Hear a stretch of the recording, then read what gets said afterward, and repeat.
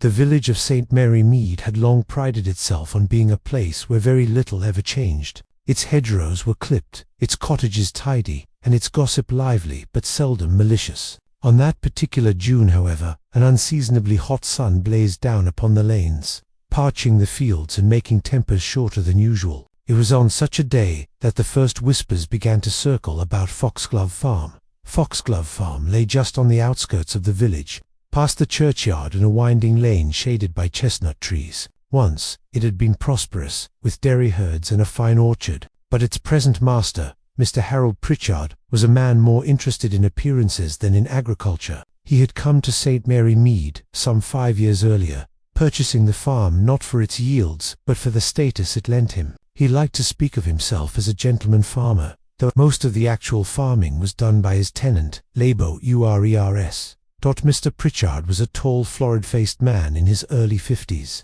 with a booming voice and a fondness for tweed jackets, even in the heat. His wife, Eleanor, was considerably younger, a pale, delicate woman with an anxious air. She was known to be fond of books and seldom seen at the village fêtes unless compelled. To the villagers, Mrs. Pritchard was something of a mystery, gracious when spoken to, but always with a faintly distracted manner, as though her mind was elsewhere. Miss Jane who knew the value of observation even in the smallest details, had often reflected that Mrs. Pritchard was like a woman, perpetually listening for a sound others could not. Here, the household at Foxglove Farm was further complicated by the presence of Mr. Pritchard's sister, Miss Constance Pritchard. Constance, unmarried and in her late 40s, had come to live with her brother after the death of their parents. She was a stern, angular woman, with sharp eyes and a sharper tongue. The villagers regarded her with cautious politeness. She was known for her strong opinions and her habit of collecting small grievances, like one might collect postage stamps.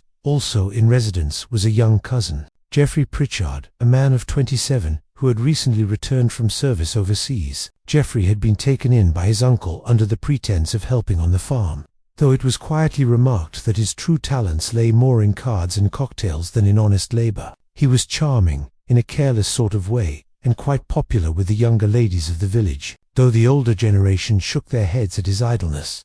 Lastly, there was Mary Hill, the housemaid, who had been in service at Foxglove Farm since she was a girl of 14. Now in her mid-20s, she was brisk, capable, and unfailingly loyal to Mrs. Pritchard, though less tolerant of Constance's sharp commands.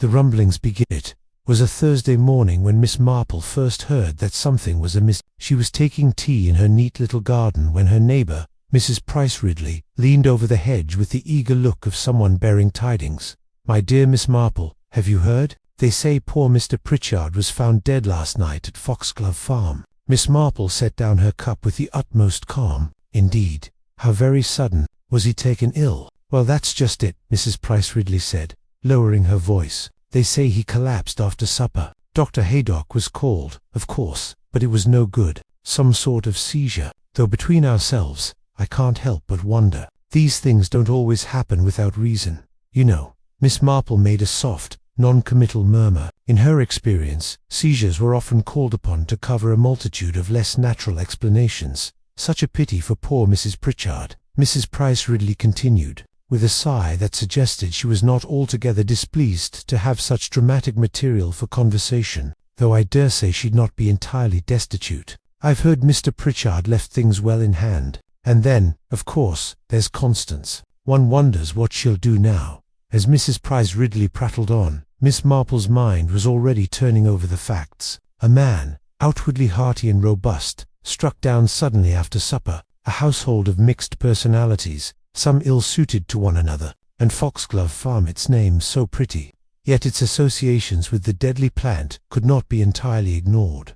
At Foxglove Farm the following afternoon, Miss Marple had occasion to walk past the lane that led to Foxglove Farm. She was on her way to deliver a jar of her homemade damson jam to the vicarage, a small gesture to the overworked Mrs. Clement, when she saw Mary Hill coming down the lane with a basket over her arm. "Good afternoon, Mary," Miss Marple called gently. "A sad business for you all, I fear." Mary stopped, her fresh face troubled. "Yes, Miss Marple, terrible, it is. The master was always so full of life. Why, only yesterday morning he was shouting at the men for leaving a gate unlatched, and by nightfall she shook her head. It don't seem real." Dr. Haydock, I suppose, is satisfied as to the cause." Mary hesitated. "Well, he said it looked like his heart, but between you and me, miss, I don't quite hold with it. The master was hearty enough, except for the drink sometimes." And she bit her lip. "Begging your pardon, miss, but I shouldn't like to say more." Miss Marple's eyes twinkled kindly. "You are quite right to be cautious, Mary. Still, I should not be surprised if certain matters come to light in due course. One mustn't discount the possibility that a strong man might be felled by something other than nature." Mary's face paled slightly, and she hurried on her way. A curious household that evening. Miss Marple sat in her parlour, knitting a small white baby's jacket for her goddaughter's child, and reflecting upon the curious state of affairs. She had heard, through the inevitable village channels, that Inspector Craddock had been called in from the county police. A sensible man, Miss Marple thought, though inclined to miss the subtleties of human behaviour. She had also heard that the reading of Mr. Pritchard's will was expected shortly. Money, she reflected, was at the root of so many tragedies, and in this case there were several persons who might find themselves in altered circumstances by Harold Pritchard's death. Mrs. Eleanor Pritchard, fragile and dependent, might she find freedom in widowhood, or merely a new kind of prison? Constance Pritchard, sharp-tongued and discontented, would she resent her brother's dominance, or benefit from his estate? Geoffrey, idle and charming, was there, perhaps, some desperate need for money concealed beneath his careless exterior, and Mary Hill faithful, but not blind. Had she seen more than she ought? As Miss Marple's needles clicked softly in the twilight, she could not help but feel that beneath the tranquil surface of Foxglove Farm, the roots of something darker had been long entwined, and soon enough, the truth, whatever it was, would rise into the light. Foxglove Farm, so recently alive with the sound of Harold Pritchard's booming voice, had taken on the subdued hush that follows death. The blinds were drawn, the gravel drive uncharacteristically empty of visitors, and even the farmhands moved about with lowered voices. Yet within its ivy-clad walls, emotions were anything but hushed.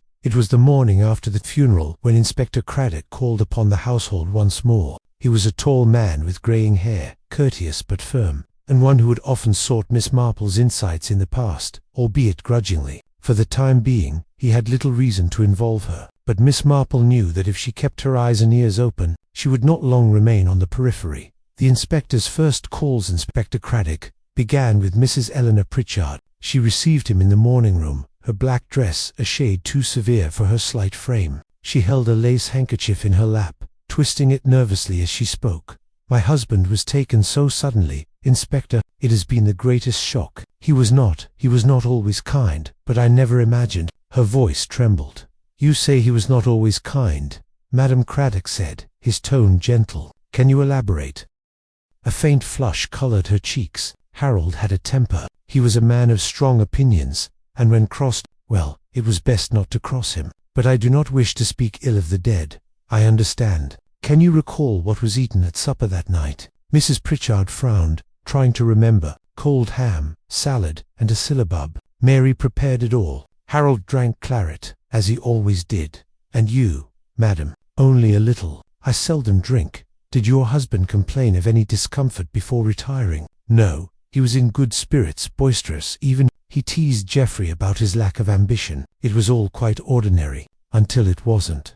Inspector Craddock noted her words carefully. There was no tremor of guilt, only the pallor of long-held nerves. Next, he spoke with Constance Pritchard in the drawing-room. She sat erect in a stiff-backed chair, her morning attire impeccably neat, her expression cool. "My brother," she said, in her clipped tones, "was a man of strong constitution. I cannot credit that his heart simply gave way. He was not gentle in his habits, Inspector, but he was hearty enough." "You suspect something untoward?" Miss Pritchard, her eyes flashed. "I suspect that Harold made enemies. He was not a man to please everyone, and though I have no wish to slander, I will say this. Geoffrey was ever a drain upon him. There were quarrels about money, loud quarrels. As for Eleanor," she gave a disdainful sniff, "she is a fragile creature. Too fragile, if you ask me, for the responsibilities of a wife. Harold often said as much." "Did you observe anything unusual on the evening of his death?" "Only that Harold was in good spirits, having won a matter of land rights against Farmer Giles. He drank heavily. Of course, it was his way, but he seemed robust enough when he went to bed. I retired earlier myself, and heard nothing until Mary roused me with the news. Where was Geoffrey that evening? In his rooms, sulking after Harold had lectured him, or so he said. I did not check upon him. Inspector Craddock thanked her, though he could not help but think that her sharp tongue might easily have concealed sharper feelings. Finally, Geoffrey Pritchard himself was interviewed in the library. He lounged in an armchair, his dark hair slightly dishevelled, a cigarette smouldering between his fingers. Terrible business, Uncle Harold dropping dead like that, he said lightly. Not that we always saw eye to eye, but still a shock. You quarrelled? Craddock asked. Oh, constantly. He thought me a wastrel. I thought him a pompous old bore. Nothing unusual there. You were in your rooms the evening he died? Yes, after supper. Uncle had had a go at me, as usual, and I wasn't in the mood for more. Played a bit of gramophone, read a book. Quiet night. Did you eat the same supper as your uncle? More or less. I avoided the salad. Mary's vinaigrette is murderous. He grinned faintly. But I had ham, and the syllabub. Perfectly fine, I assure you. Inspector Craddock made a mental note. Salad avoided. A small detail, but sometimes small details tipped the balance.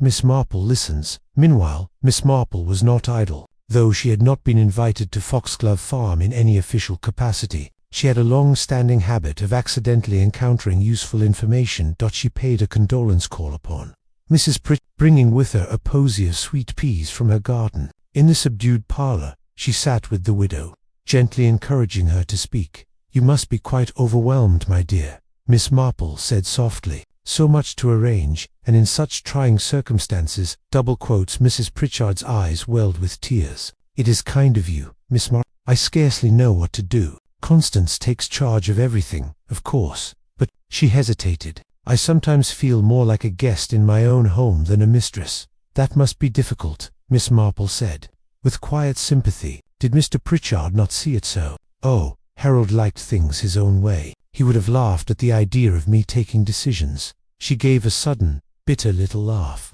He laughed at many things. Miss Marple patted her hand gently, her eyes intent. Beneath the fragile exterior, there was a flicker of something stronger, a woman, long suppressed, but not entirely broken. The village murmurs back in St. Mary Mead. The gossip had reached a fever pitch. At the grocer's, Miss Hartnell declared confidently that Harold Pritchard had been poisoned by his wife, who must have grown weary of his tyranny.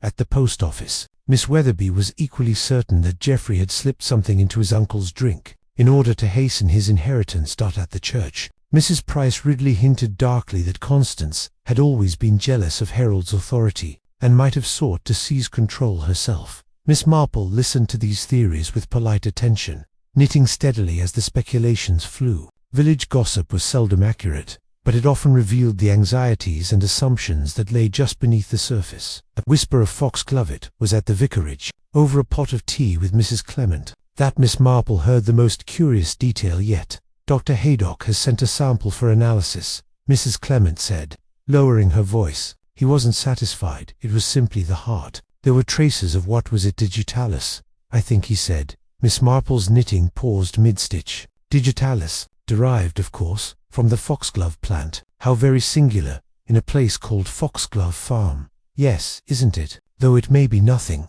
The doctor said Harold sometimes took a tonic for his heart. But still, Miss Marple echoed softly. In her mind, pieces began to shift. A household where food and drink were shared. A garden where foxgloves grew freely. A man not much liked by those around him. If digitalis had been administered, whether as tonic, medicine, or poison, then someone must have supplied it. And in that simple fact, Miss Marple knew, lay the first true thread of the mystery. Shadows in the garden the following Sunday afternoon.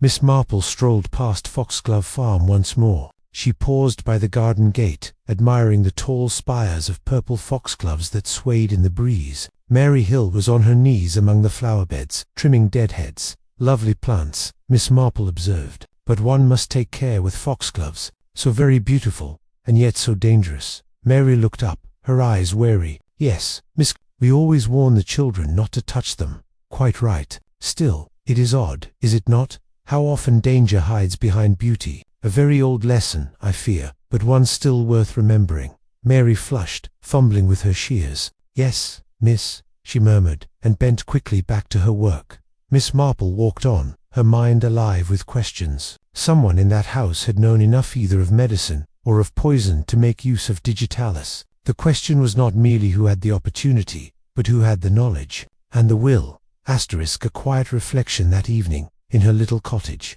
Miss Marple reflected upon what she had gathered. Eleanor Pritchard, downtrodden, anxious, but with a buried core of resentment. Constance Pritchard, sharp, controlling, outspoken in her dislike of Harold's ways. Geoffrey Pritchard, charming but idle, desperate for money, openly quarrelsome with his uncle. Mary Hill, loyal but nervous, perhaps privy to secrets she dared not share. Each had motive, each had opportunity. The question remained, who had acted? Miss Marple sighed softly as she folded away her knitting. Human nature, she knew, was endlessly complex. But in every tangled skein there was a knot that, once found, unraveled the whole, and somewhere at Foxglove Farm, that knot was waiting for her sharp eyes to find it. The days following the funeral saw Foxglove Farm slowly resume its outward rhythms. Yet beneath the surface, the atmosphere was tense and brittle, like glass stretched to thin. Miss Marple, with her quiet step and sharper-than-average hearing, made several discreet visits, and gathered much that others overlooked. A discovery in the kitchen. It was during a morning call that Miss Marple lingered with Mary Hill in the kitchen. Mary was polishing the silver, her sleeves rolled up, when Miss Marple, in her most casual tone, remarked, "I suppose your mistress will take little interest in meals for a while. Times of mourning make one's appetite so uncertain." Mary gave a short laugh. "That's true enough. Miss Pritchard hardly touches a thing. It's Miss Constance who insists on proper meals, though the master never went without his claret, morning or no morning." Miss Marple nodded. "Ah, yes, the claret. I have always thought it so easy to slip something into a drink unnoticed. Food, after all, is often shared, but a glass of wine, well, that is quite personal." Mary's hands stilled for a moment. Then she busied herself with the polishing again, her face turned away. "I couldn't say about that, miss, only that I poured the claret that night, same as always. A fresh bottle it was too." Miss Marple's eyes lingered on her a moment. Then she said mildly, "So many little tasks fall to the servant of a household. People seldom realize how much you see, and how much you know." Mary flushed again, though whether from pride or unease, Miss Marple could not quite tell. Inspector Craddock's frustration Inspector Craddock was making slow progress. He called upon Miss Marple one afternoon, his brow furrowed. "It's a dashed puzzle, Miss Marple. The analysis confirms it digitalis poisoning, no question. But who administered it, and how? That's the sticking point. Pritchard's tonic contained digitalis, yes, but only in regulated amounts. Dr. Haydock insists the dose that killed him could not have come from that source, which means, well, it was deliberate." Miss Marple looked at him mildly. "And your suspects?" Craddock sighed. "Every soul in that house. Eleanor had reason enough, an unhappy marriage. Geoffrey, of course, had money troubles. Constance, perhaps, had long resented her brother's rule. Even Mary Hill could have done its opportunity was hers, if nothing else. But proof, not an ounce of it." Miss Marple's needles clicked softly. "Proof, Inspector, is so often a matter of human weakness. People tell on themselves, in little ways. It is only a matter of waiting for them to do so." Craddock gave her a wry smile. "I daresay you'll spot it before I do." Geoffrey's confession that evening. As twilight settled over St. Mary Mead, Miss Marple took a turn through the churchyard. She was not surprised to find Geoffrey Pritchard there, leaning moodily against the lich-gate, a cigarette dangling from his fingers. "Evening, Miss Marple," he said, forcing a grin. "Come to pay respects to the dear departed." "I find graveyards soothing," Miss Marple said calmly. "They remind one of the brevity of life and the folly of wasting it." Geoffrey gave a short laugh. "You're quite right, of course. Only my uncle never saw it that way. He thought I was wasting mine every day I lived. Perhaps he only wished you to fulfill your potential." Miss Marple suggested. "Potential? Huh. What he meant was that I ought to be exactly what he wanted. Work the farm, obey his orders, and grovel for his approval. Well, I'd had enough of it. He threatened to cut me off. Said he'd change his will." Miss Marple looked at him steadily. "And was that what you feared?" Geoffrey flicked ash impatiently. "Of course I feared it, but I didn't kill him, Miss Marple. I swear it. Whatever anyone thinks, I hadn't the nerve, nor the know-how. Digitalis, that's not something I'd even heard of till now." Miss Marple inclined her head. "Knowledge, Yes, it is not equally shared. That, my dear young man, is one of the most telling facts of all. Eleanor's strange come 2 days later. Miss Marple was invited for tea with Mrs. Pritchard, an invitation that surprised her somewhat. Eleanor received her in the garden, beneath a striped parasol, with cups of delicate china set upon a tray. I find the quiet oppressive indoors, Eleanor explained softly. Constance insists upon heavy draperies, but I crave the air. Miss Marple sipped her tea. Quite understandable. Fresh air clears the mind, does it not? Eleanor's eyes, pale and luminous, fixed upon her. Miss Marple, if I were to tell you something in confidence, would you promise not to betray me? My dear, discretion is my very best quality, Miss Marple said, smiling.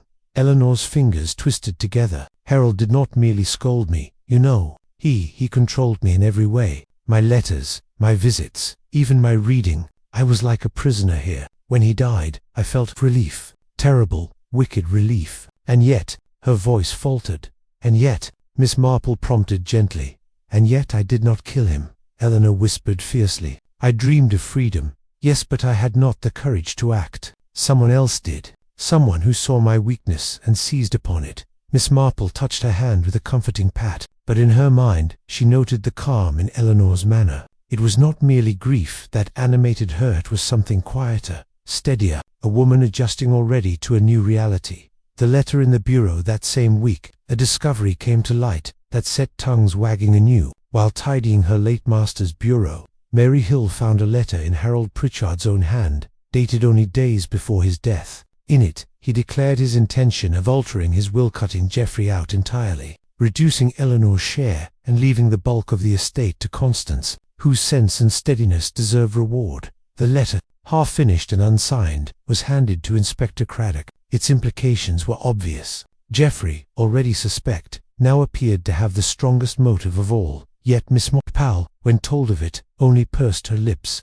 People so often make assumptions about wills, she said quietly, but intentions are not deeds, and unsigned letters may be planted as easily as they are written. A slip of the tongue. It was Constance Pritchard herself who provided the next curious clue. She had taken to presiding over the household like a queen, issuing orders to Mary, directing the farmhands, and generally acting as though she were mistress already. One afternoon, Miss Marple encountered her in the lane, basket in hand. A most trying time. Miss Marple, Constance declared briskly. Still, I am determined to keep things running properly. Harold would have expected it.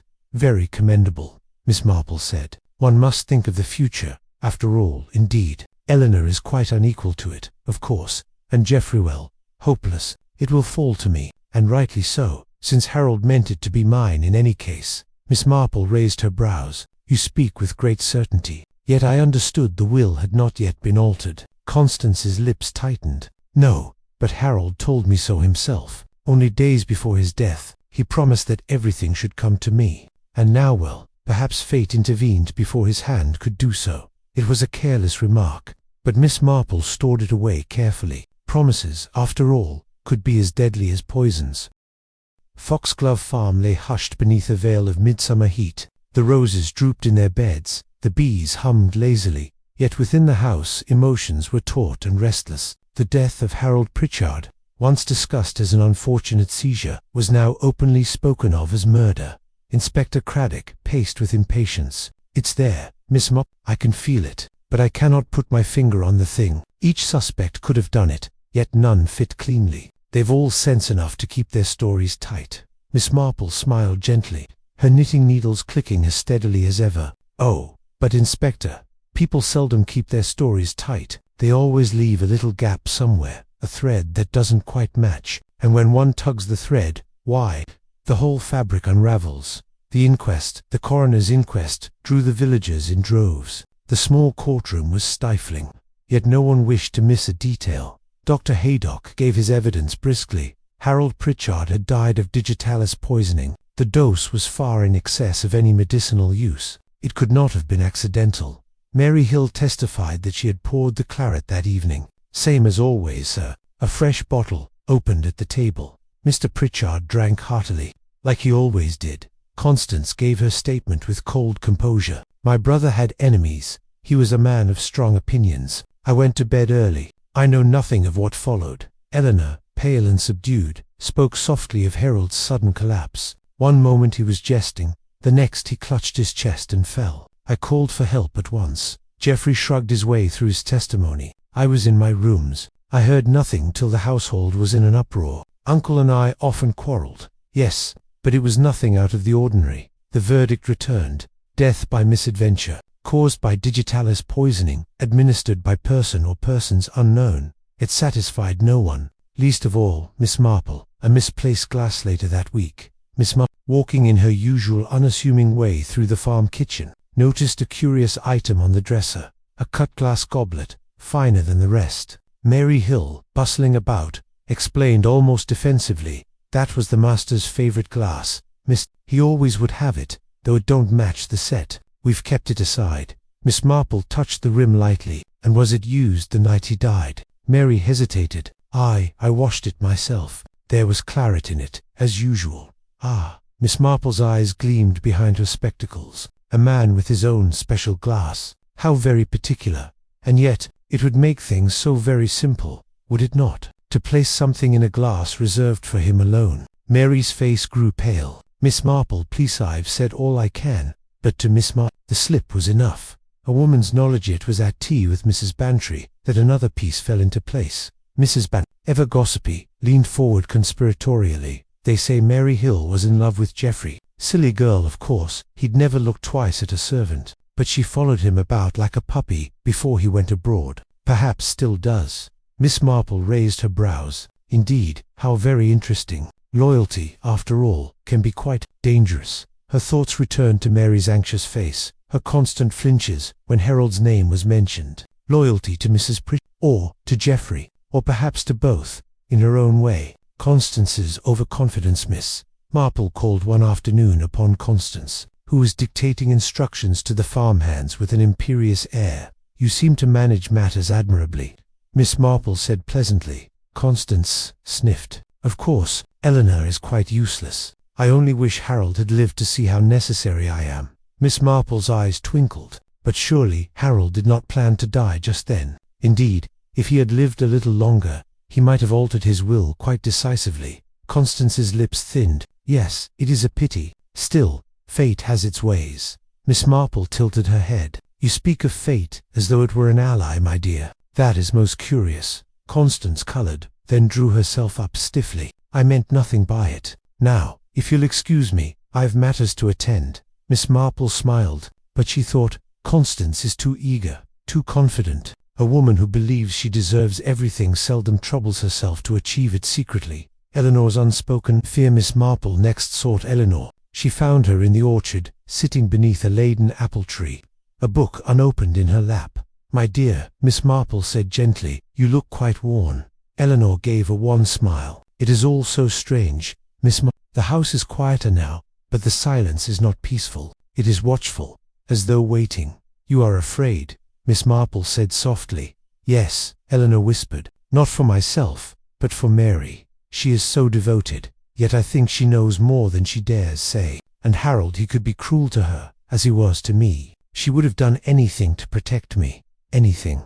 Miss Marple laid her knitting aside and leaned closer. "My dear, you must trust me. Was it Mary who gave him the glass that night?" Eleanor's lips trembled. She did not speak, but her silence was telling. "The trap is set that evening."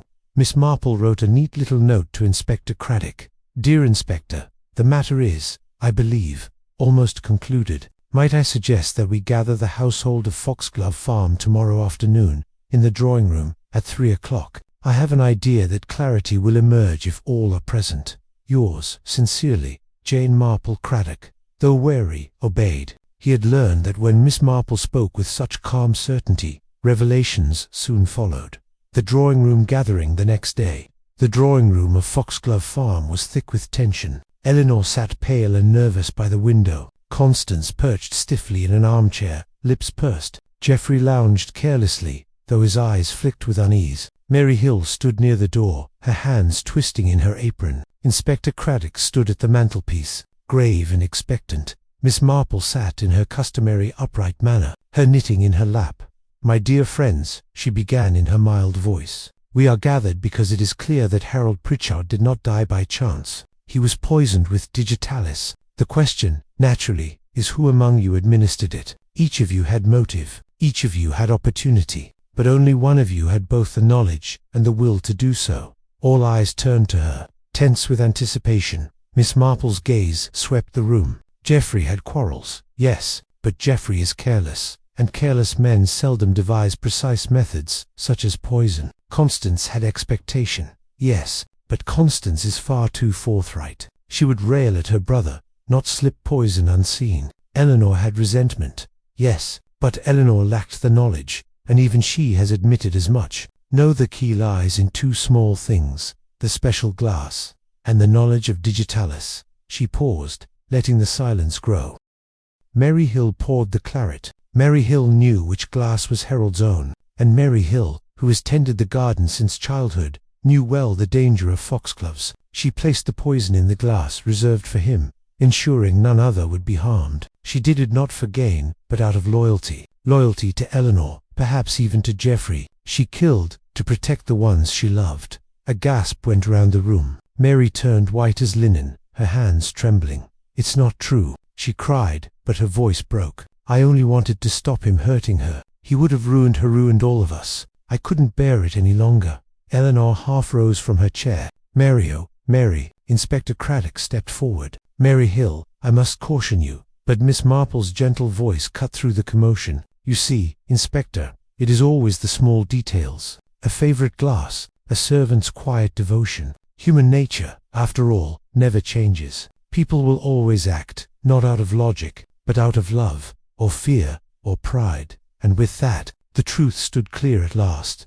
The drawing-room of Foxglove Farm was silent, save for the faint ticking of the long case clock. Mary Hill stood near the door, her face drained of all colour. Inspector Craddock had laid a steadying hand upon her arm, but she did not resist. She looked more like a child caught in mischief than a murderer. Eleanor Pritchard sat motionless, her hands clasped together in her lap. Constance's lips were pressed so tightly they all but vanished, while Geoffrey shifted uncomfortably, for once unable to summon his usual flippant ease.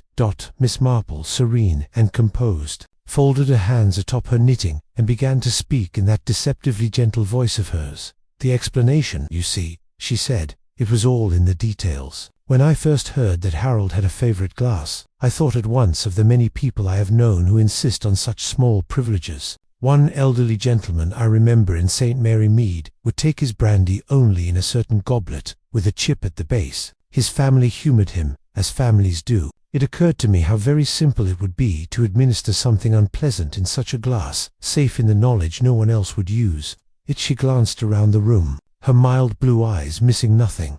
Now, Harold's death was sudden, but not immediate. Digitalis works subtly, with effects that mimic a natural seizure or heart attack. Few would question such an end for a man known to be fond of claret and food. Yet there was one person in this household who understood the foxglove plant very well indeed, the woman who tended the garden, prepared the herbs, and kept the knowledge passed from older generations of village women. Mary Hill. Mary closed her eyes, as if bracing against a blow. Miss Marple continued softly. "And then, there was motive. Geoffrey quarrelled with his uncle. Yes, but his nature is careless, impulsive. Constance wished for control, but she is too proud. She would never stoop to secrecy when a battle could be fought openly. Eleanor had suffered, but she lacks the hardness required. Yet Mary had devotion. Devotion can drive a woman to strange lengths, particularly when she sees cruelty inflicted upon one she loves." Eleanor whispered. "I never asked high, never even dreamed."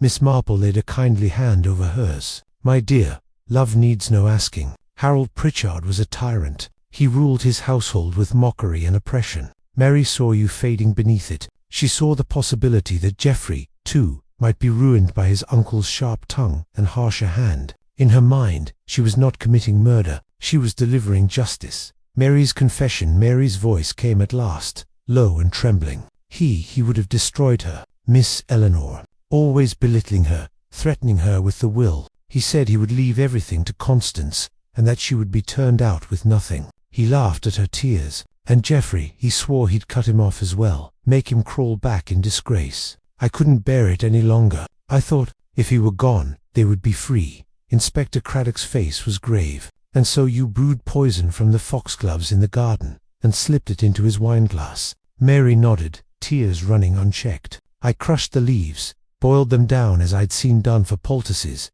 strained it, and kept a little bottle hidden. When I poured his wine that night, I put a few drops into his own glass. None but him would drink from it. I thought no one would ever know." Miss Marple sighed, her expression one of infinite sadness. "My dear child, such secrets always come to light. Human beings are so very transparent, even when they think themselves most clever." The aftermath. Lana rose, her face stricken. "Mary, you did it for me, but I cannot bear it. I would have endured, I would have borne it, as I always had." Mary gave a little sob. "You shouldn't have to endure, not when he was so cruel." Constance spoke suddenly, her voice sharp with outrage. "Foolish girl, you've ruined us all. Do you not see? Scandal will cling to this house forever. Foxglove Farm, tainted with murder." Miss Marple turned her calm gaze upon Constance. "My dear, scandal clings not to houses, but to human hearts. What matters now is whether those left behind choose bitterness, or choose to heal."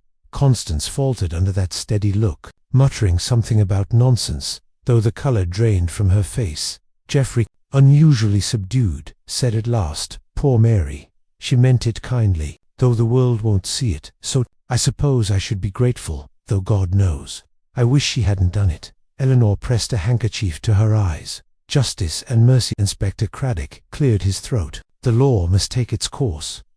She'll be charged." "Yes," Miss Marple said softly, "the law must take its course. Yet I trust the court will see the circumstances. A woman driven beyond endurance by her loyalty, her misguided sense of justice. There is seldom malice in such crimes, only desperation." Mary whispered, "I'll go quietly, sir," and she did. With Inspector Craddock escorting her, she left Foxglove Farm without another word, her small figure swallowed by the dusk outside. Quiet reflections that evening. Miss Marple and Mrs. Bantry sat together over tea in the vicarage garden. The roses were heavy with bloom, and the scent of honeysuckle drifted in the warm air. Mrs. Bantry shook her head. "What a shocking business! And yet, I can almost understand it. He was a most unpleasant man, poor Harold. Still, to go to such lengths." Miss Marple stirred her tea gently. "One sees it often, my dear. It is not always the wicked who commit wicked deeds. Sometimes it is the kindest, gentlest souls, when pressed too hard, too long. One must never underestimate the strength of loyalty, particularly in women who have little else in their lives." Mrs. Bantry shivered. "You do unsettle me, Jane. To think it could happen anywhere, in any village, in any home." Miss Marple smiled faintly. "Human nature is much the same everywhere. Foxglove Farm, St. Mary Mead, or London. The motives are always familiar. Love, jealousy, greed, fear. The clothes may change, the settings may differ, but people are much alike." Restoring calm in the weeks that followed, life at Foxglove Farm settled into a quieter rhythm. Eleanor, though subdued, began to walk in the gardens again, her face less drawn. Geoffrey departed for London, claiming business, though it was whispered he meant to escape the gloom. Constance remained, ruling the farm with her iron tongue, though her neighbours noted she spoke less often of her rightful place, and more of practical matters. The village, of course, buzzed with gossip, but as the months passed, the talk faded. A new fate, a wedding, and the arrival of a curate's new wife gave them other things to discuss. Harold Pritchard's death became another story, folded into the fabric of village history. Miss Marple returned to her roses, her knitting, and her teas with Mrs. Bantry. She seldom mentioned the case, but sometimes, when she looked at the foxgloves blooming tall and purple in her own garden, she thought of Mary Hill and sighed. Miss Marple's closing reflection. "It is curious," she remarked one afternoon to the vicar, "how often evil comes not from those we suspect most, but from the least likely quarters. A maidservant, quiet and loyal, may harbour thoughts more dangerous than the most quarrelsome relative, and yet one cannot wholly condemn, for is it not, in a way, the same story told again and again? A heart too tender, pressed beyond its strength, turns in desperation to violence. It is most sad but most human." The vicar nodded solemnly. "You have the gift of seeing into hearts, Miss Marple." She smiled modestly. "Oh, no, not a gift, only a lifetime of observation. One learns, you know, when one sits quietly in the corner with one's knitting. People reveal more than they ever intend." And with that, she returned to her garden. where the foxgloves nodded in the summer breeze, beautiful, dangerous, and forever a reminder of the secrets hidden in ordinary lives.